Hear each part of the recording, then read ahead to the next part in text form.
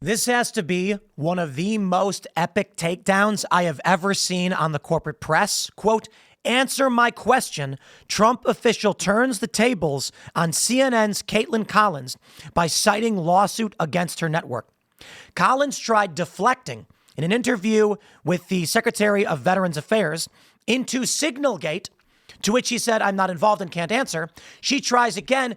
Bang! He immediately says, tell me why you defamed a veteran and were forced to pay out $5 million. Roll the tape.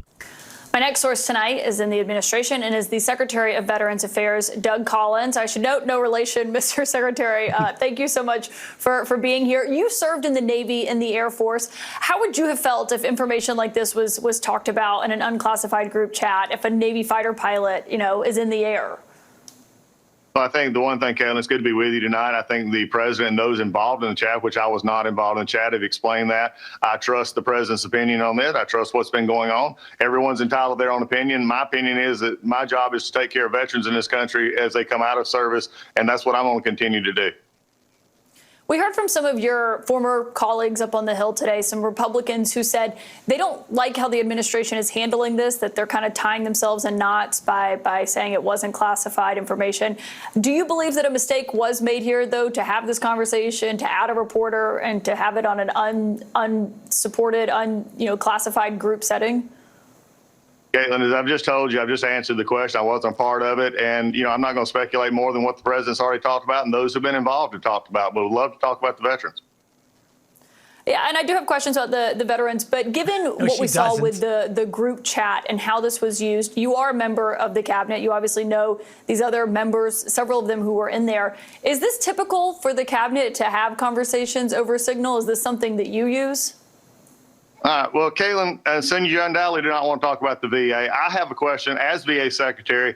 As Cabinet, I want to ask you, because I've been curious about this, because my job is to take care of veterans, and I would like to know why CNN is hostile to veterans, especially one in Florida, where you just had a $5 million defamation suit taking offense at a veteran who was trying to help people. In fact, one of your employees actually said, we're going to nail him. I have a question for you, Kaitlin. Is that employee still employed? Are you really concerned about veterans? So if we don't want to talk about veterans now, you want to talk about everything else, I'd like to hear from CNN as the Veteran Cabinet Secretary why CNN seems to have a problem with veterans. Well, Mr. Secretary, respectfully, my question was about whether or not you as a member of the cabinet use this. And respectfully, I'm conducting the investigation. And I do have a lot of questions for you on Veterans Affairs. But I don't think it would be unwarranted to ask what you want to do is talk about the subject that I've already answered. And if you want to continue this like this, that's fine. But there are VA employees who are working very hard. There are veterans who get their care from the VA and they get their benefits from the VA. And it does me no good to speculate on something that I've already asked and answered. So I've asked and answered your question. Why don't you answer mine? Is this person still employed who said they were going to nail one of my veterans? Who you had to do a $5 million award from a jury because of defamation, and then you settled the case. Answer my question. Respectfully, sir, I'm asking the questions here, and I have no involvement in what you're referencing there. But if you don't want to answer the question about whether or not it's commonplace for secretaries in the cabinet to use Signal, you are running the Veterans Affairs, and we do have a lot of questions about that because there's been big things happening. You and I were just talking about this before this interview started, and I told you I'd get to these questions about Veterans Affairs. You don't want to answer that one. We'll talk about what the VA did announce that they were suspending $2 billion in plan. Epic takedown from Doug Collins. No relation to Kaitlin Collins. Take a look at this from January. CNN settles with U.S. Navy veteran after defamation verdict. This is just 2 months ago. $5 million. They ran a 2021 segment on evacuations in Afghanistan. And they were claiming this guy was basically a scammer. Following the verdict, the two parties settled the case as punitive damages phase was underway. We remain proud of our journalists and are 100% committed to strong, fearless, and fair-minded reporting. Really? They said they wanted to get this guy. They were going to nail this guy. He didn't do anything wrong. It was a legitimate business. That's the reporting. CNN decided they were going to turn this guy into a villain. You know what I love about this exchange? Respectfully, I'm asking the questions. Yo, homie already told you. I can't speculate. I mean, and you know what I got to say to Doug Collins? He respectfully answered her question. The first question she asks, and he says, can't really talk about that because I wasn't involved. The president has issued statements, so I can't really speculate as to what was going on. She keeps on going. It's a dirty game. They want videos like this. They want resting joker face Kaitlin Collins to get into it with people like Doug Collins so that they can generate viral clips because they got nothing else. There you go, man. I was not involved in the chat. I trust the president's opinion on it. And then they go off. Let me pull up some more on this defamation from CNN because they don't even want to actually get into it. But they do have to disclose. Here we go. Actually, let's pull up the New York Times on this one. I want to really... No. NPR. Because I want to really sink this one in.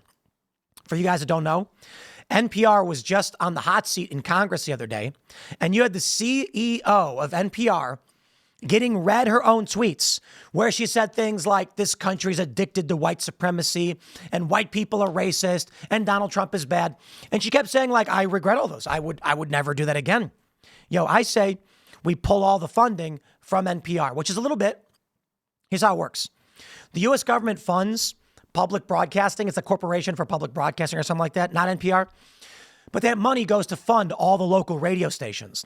So NPR itself is different, but they're playing a circuitous game to get funding, your tax dollars, to broadcast left-wing ideology. You know what the best part of this is? I should probably do another segment on it. When asked, would you all agree that we should provide federal funding to Newsmax, Breitbart, Fox News, News Nation? And they're like, no. And then a handful of them go, I have no opinion. I have no opinion. Take a look at this. This is so brutal, man. CNN investigation, Afghans and activists report demands of 10 to 14K for attempts to get family members out of the country. This is how evil these people are. Look at this. CNN reached a legal settlement with a security contractor on Friday, a veteran. Details of the settlement are not disclosed, but jurors found the network should pay $5 million to U.S. Navy vet Zachary Young for lost finances and suffering. CNN's story aired in November 2021, focused on Afghans' concerns that they faced extraordinary costs in a black market to secure safe passage. Young was the only security contractor named in the piece. However, in a caption warned he offered no guarantee of safety or success. He was not directly accused of operating in the black market in the television or written versions of the story, but the words did appear in the caption on TV's version of the story. On the witness stand during trial, CNN editors defended use of the term black market, saying it meant operating in unregulated circumstances, such as the chaos of Kabul at the time. Young's lawyers noted that dictionaries consistently ascribe illegality to the term. Black market literally means you're operating outside the law. The jury found CNN liable for defamation per se, meaning it had harmed Young by the very words it chose, and for defamation by implication, that is, it had harmed his reputation by the implications that a reasonable reader or viewer might take from the story. Young's lead attorney, Val Friedman, had argued that CNN willfully damaged Young, costing him millions of dollars and causing irreparable personal harm, and that the network should be punished for it. Toward the very end of his closing arguments, Friedman told the jury they had the rare opportunity to hold the press accountable. Media executives around the country are sitting by the phones to see what you do. CNN's executives are waiting in their boardrooms in Georgia to see what you decide. Make the phones ring in Georgia. Send a message. After the verdict, Judge William S. Henry instructed jurors they could only find punitive damages against CNN for its actions in the case at hand, not over any other story or issue. The settlement stayed their hand at setting punitive price tag. Friedman, Young's lead attorney, tells NPR in an emailed comment that he could not be happier with the result. We cleared my client's name, won punitive damages, and then settled to avoid protracted appeals. So how about a major shout out for being prepared to VA Secretary of Veteran Affairs Doug Collins? CNN is hostile. They are hostile to veterans. They are hostile to anybody associated with the right, even if you're not even conservative. We are in this wacky time, but CNN's ratings are in the gutter and they're desperate for conflict and controversy. All they want to do is talk about BS. This goes for all the other news outlets, and that's why Signalgate is still propped up as a story. It's not a story. Literally not a story. And the Democrats are acting like the apocalypse is happening. And I'm just like, nothing happened, and none of it affects the American people. That's why I think it was a hoax. That's why I think Donald Trump did it on purpose, to be completely honest.